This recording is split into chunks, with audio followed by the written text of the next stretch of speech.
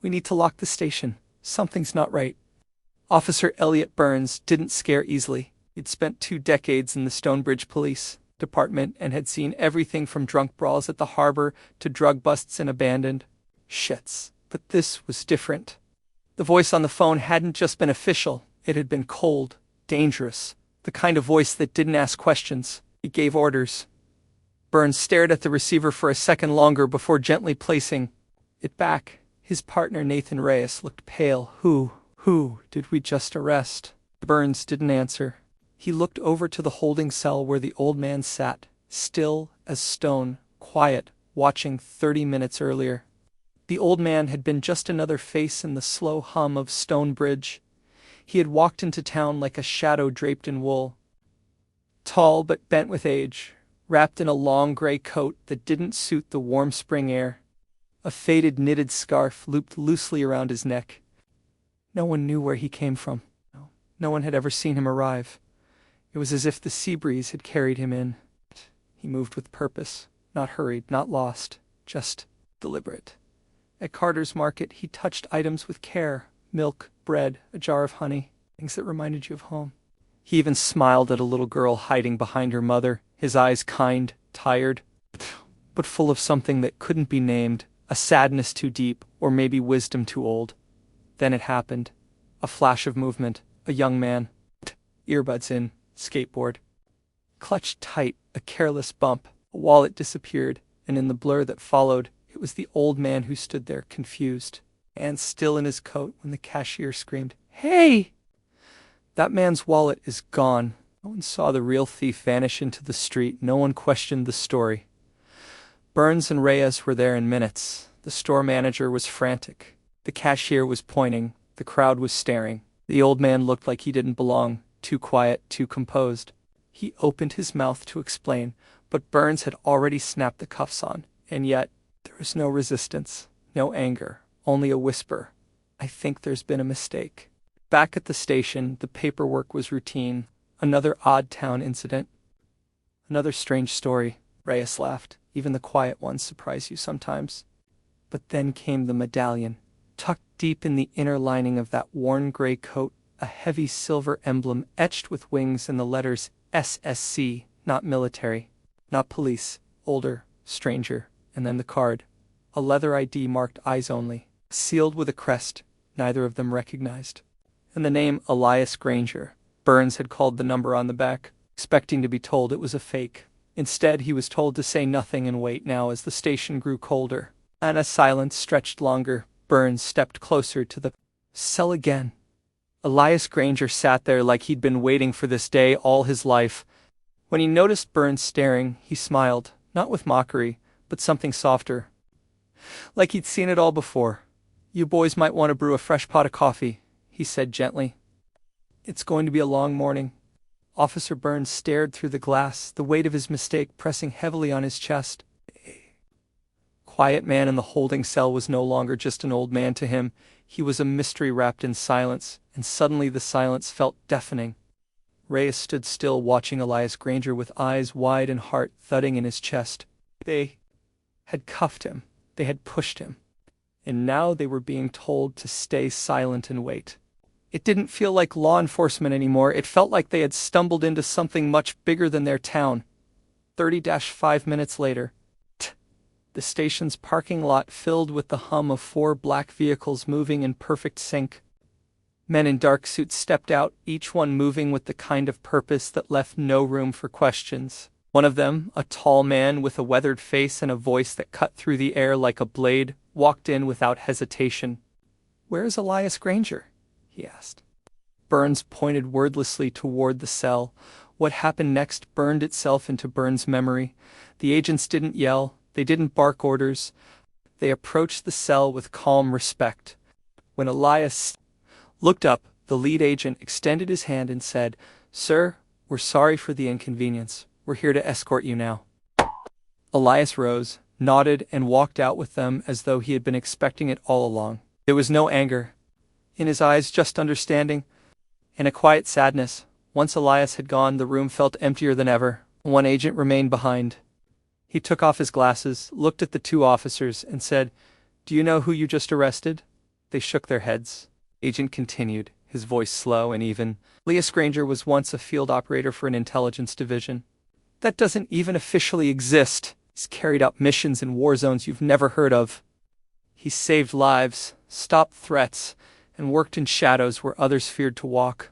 His entire record is sealed so tightly most federal agencies wouldn't recognize his name even if it crossed their desk. Reyes felt a chill crawl down his spine. Burns sat down heavily, the badge Elias had carried still in his hands. It was heavier now, not in weight, in meaning. Why was he here? Reyes whispered. The agent paused, then answered. Sometimes people like Elias just want peace. He's not hiding, he's resting. You didn't arrest a criminal. You handcuffed a man who once protected people like you without ever asking for thanks. Oh, the words hit like a punch to the gut. That night, Burns didn't sleep. He kept replaying the moment over and over the way Elias had looked at him. Calm, even kind, despite the humiliation. I had trusted them not to hurt him, and they had failed. A week later, a letter arrived at the station, handwritten in neat, elegant script. To Officer Burns and Officer Reyes, we all carry burdens. Some are visible, others not. What you do next matters more than what you've done. Be better, stay curious, and never forget that the quietest people often have the loudest stories. With respect. Elias Granger. Inside the envelope was a medallion, the same one Reyes had found in Elias' coat. This time it was accompanied by a second coin, a symbol awarded only to those who showed courage not just in action, but in reflection. Burns held the coin in his palm for a long time, his eyes stinging. It wasn't just a lesson, it was a reminder. The world isn't always what it seems, that kindness doesn't always wear a uniform, that sometimes the people we dismiss hold the pieces of history we will never be brave enough to face. Ourselves 35 minutes later, the sound of tires crunching gravel outside the police station shattered the silence. Officer Burns stood by the window, watching as 4 matte black vehicles rolled to a stop. The engines shut off in perfect unison, doors opened, and out stepped a group of people in dark suits, their postures sharp, their movements synchronized. They didn't speak. They didn't hesitate. One of them, a tall woman with silver-streaked hair and calm eyes, walked through the front door with purpose. "Where's Elias Granger?" she asked without preamble. Burns motioned toward the holding cell. No. The woman nodded once, then turned. To the others, 2 agents followed her as she approached the cell. She unlocked the door slowly, respectfully. Elias rose to his feet, his movements steady and sure, as if he had expected this moment all along. The woman reached out her hand and said, "Sir, we're sorry for the misunderstanding. We'll take you from here." Elias gave her a firm handshake. "It's all right, I've dealt with worse." The officers Burns Reyes. And even the receptionist watched in stunned silence as the agents gently escorted the old man out of the cell and down the hall. No force, no resistance. No, just reverence and a quiet sense of gravity. Before leaving, the tall woman turned to Burns and said in a low voice, "You should never forget the name Elias Granger." Then they were gone.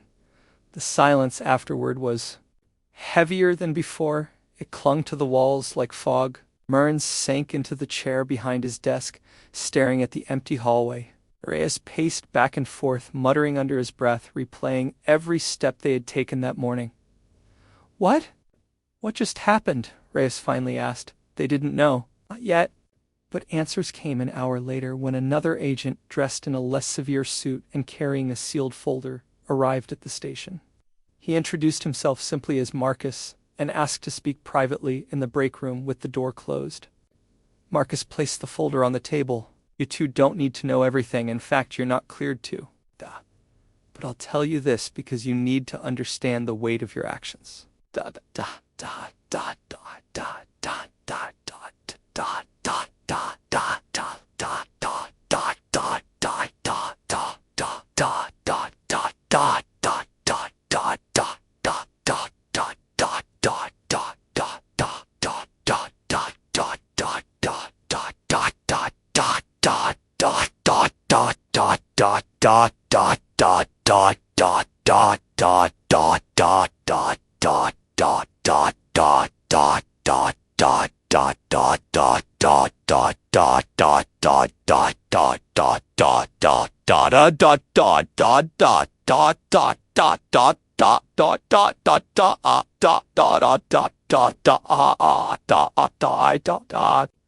Granger served in military operations that no longer exist on paper, Marcus said.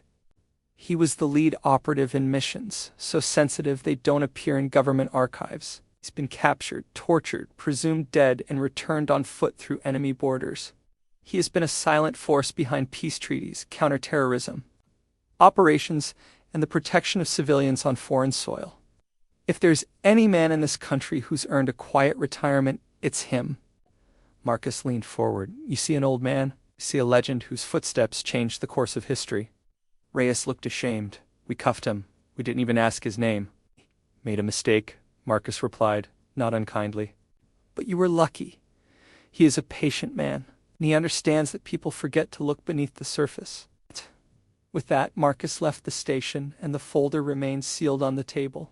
Burns never opened it. Later that night, the town buzzed with questions. People had seen the black vehicles. Rumors swirled. But no one had any real answers. No news reports followed. No public statements were made. The next morning, a small package arrived at the police station. It contained 2 items, a handwritten note and a polished coin. Now, the kind given only to those who had earned honor through sacrifice and silence. The note read, 2 officers, Burns and Reyes. We all stumble. What matters is how we walk after. We rise, stay mindful, stay kind, E. Burns held the coin in his hand for a long time. The metal felt heavier than it should have. Not in weight, but in meaning, Reyes whispered.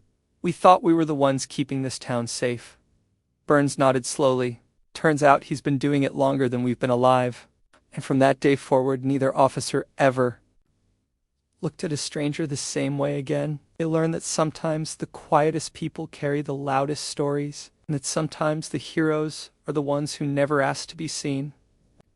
Life in Stonebridge returned to its usual rhythm, children laughing on their way to school, fishermen rising before dawn, and neighbors waving from porches with coffee in hand. But something had shifted in the hearts of those who knew what happened. That morning, especially in Burns and Reyes, Burns now kept the polished coin in the top drawer of his desk. It wasn't on display, but he knew exactly where it was. Every so often when the station was quiet and the coffee pot had long since gone cold, he would take it out and hold it, letting its weight remind him of the lesson he almost didn't learn in time. Reyes, on the other hand, had started spending more time around town talking to people, really listening. Not just hearing reports or responding to calls, but sitting on benches, helping old women carry their bags, or walking slowly past the library, hoping maybe he'd catch a glimpse of Elias Granger again. But the old man was gone. No one had seen him since that day. His spot at the library remained empty. The lighthouse path, once quietly graced by his slow, thoughtful steps, was now just a path again, ordinary, unremarkable, and strangely hollow. One rainy afternoon, Reyes found himself walking up the hill toward the cliffs where the lighthouse stood. He wasn't sure why. The wind was sharp, the rain cold, but he kept going. Something pulled at him, a feeling, not a thought. God, a thought. As he neared the lighthouse, he noticed a small structure tucked into the cliffs, half hidden behind brambles and old stone. It was a cabin. Weather-worn, modest, and quiet. The door was unlocked. Inside, dust floated in beams of gray light. The air smelled of salt and books. There was a single armchair, a small wooden desk, and shelves lined with notebooks and maps. On the table lay an old fountain pen and a half-finished letter. Reyes stepped inside slowly, almost reverently. I scanned the room, landing on a photograph framed on the desk. It showed a younger Elias, dressed in a uniform with the same winged insignia he had seen on the medallion. He stood between 2 others, both young, proud, and wearing the same badge. But both were marked with a black ribbon across the bottom edge of the photo. Elias had outlived them. Next to the photo, a sealed envelope rested on a notebook. It was addressed in precise handwriting. For the officer, who looked again, with trembling hands. Reyes opened it. Underscore: some stories aren't told because they can't be, and not because they aren't real, but because they were lived for something larger than memory. I never wanted recognition. I wanted rest. After all that time, I found peace in being nobody. But that morning when you cuffed me and Still-Adar looked for the truth, I saw something in you. Not failure, humility. A rare kind of courage. You asked who I am. I am the man who outlived wars, but never forgot the faces I couldn't save. If you carry anything from me, let it be this. Be kind. Be curious. Never let certainty replace compassion.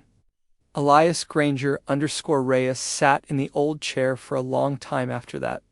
The rain tapped softly against the roof.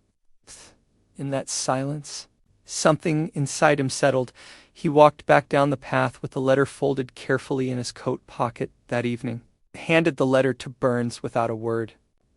They read it together, the room quiet except for the slow ticking of the wall clock. "Do we tell anyone?" Reyes asked. Burns shook his head. "We live it. That's what he'd want." And they did. In the months that followed, the Stonebridge police department became a little different, quieter, gentler. Burns no longer rushed to conclusions. Reyes learned to see people really see them. He remembered that once an old man with kind eyes had taught them, without anger or blame, what it meant to serve with dignity. No headlines were written, no honors were given, but a hero had passed through their lives, and that was enough. Months turned into a year. And while the world outside kept moving, the quiet memory of Elias Granger settled deep into the soul of Stonebridge. People didn't speak of him often, but somehow everyone remembered him. His absence became a kind of presence. He was the whisper of wind near the cliffs, the silent peace in the corner of the library, the soft hush of footsteps along the lighthouse path. Reyes changed more than anyone. His heart had opened in a way he couldn't put into words. He volunteered to read at the nursing home every Thursday. He walked slower through town, greeting people by name. He didn't just serve anymore, he cared. And it wasn't because someone told him to. It was because someone once reminded him what dignity looked like when the world looked away. One evening in early autumn, Reyes was filing reports when a woman stepped into the station. She looked to be in her 60s, wore a pale blue shawl over a long dress, and her gray-streaked hair was pinned back neatly. She stood tall, but her eyes were weary as though she carried stories too heavy for her shoulders. "Can I help you, ma'am?" Reyes asked, setting down his pen. "I'm looking for someone," she said softly. "An old friend. Elias Granger." Reyes froze. No one had spoken that name aloud in months. He motioned for her to sit. "How did you know him?" She smiled faintly. "I didn't, not the way I should have. Elias served with my brother. They were close. He used to write me letters after the war trying to explain things my brother couldn't. I never met him in person, but I still have every one of his letters." She reached into her bag and pulled out a stack of carefully folded pages, yellowed with age but lovingly preserved. Reyes glanced at the handwriting. It was unmistakably Elias's, neat, steady, filled with pauses that spoke more than words ever could. "I never knew where to find him," she said. "Then, a few weeks ago, I found a note tucked inside the last letter. It said if I ever truly needed to understand, I should come to Stonebridge."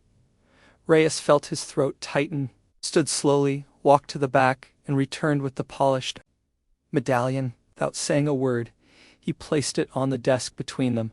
Her eyes filled with tears. "He was here," she whispered. Reyes nodded. She picked up the medallion like it was something sacred. "Did he ever speak of my brother?" "No," Reyes said softly, "but I think he carried him every day." She wept quietly. There was no drama in it, no outburst, just a slow, aching release. Reyes let her cry. When she finally looked up, her expression had softened. "Thank you," she said. "Not just for telling me, but for not forgetting him." Before she left, Reyes walked her to the lighthouse path. The wind was strong that day, curling through the seagrass and singing through the rocks. She paused at the top of the trail and looked out over the ocean.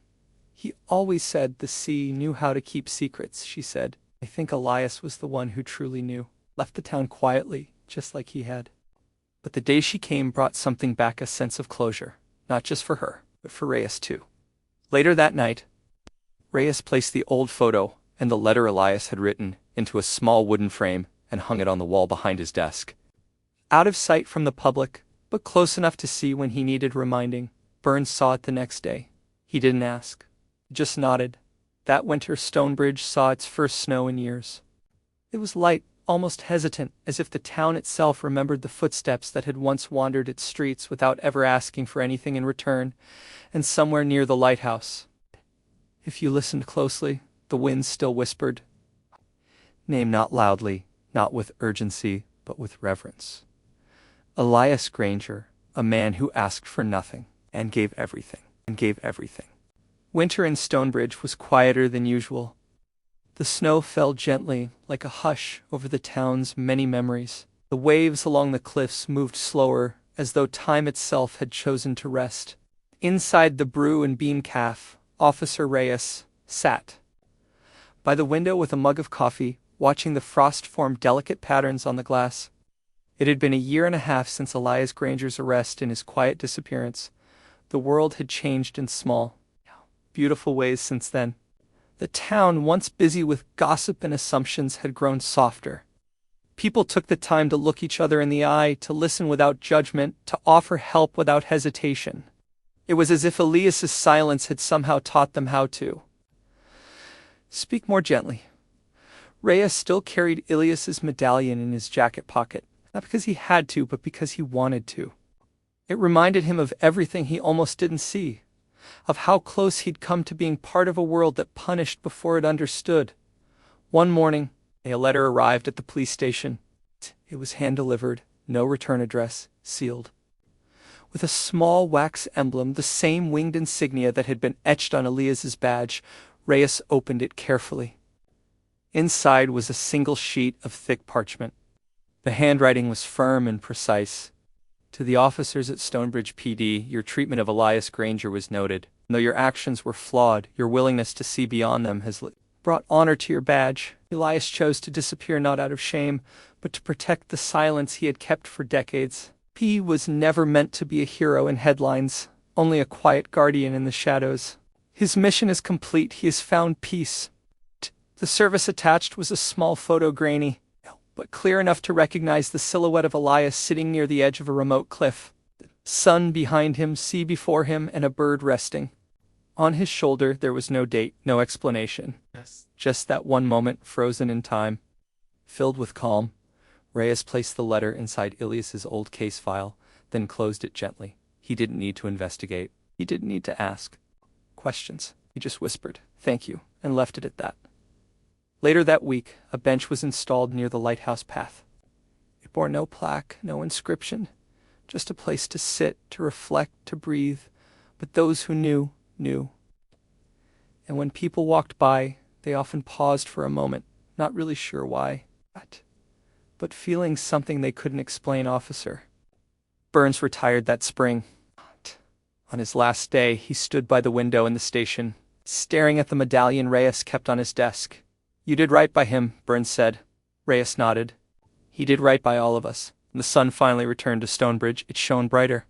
Not because something new had begun, but because something had ended. Gently, gracefully, and with meaning. Elias Granger was never truly seen in life the way he deserved. But in his absence he became a quiet legend, not a man of war or medals, but a man of stillness, of dignity, of patience. And for a town that once forgot how to listen, he became the memory that taught them how. The lighthouse still stands. The waves still crash. And if you ever find yourself on that path alone with the sea and the wind, you might feel it too. A quiet piece of a man who gave everything, asked for nothing, and simply watched over the world. The end.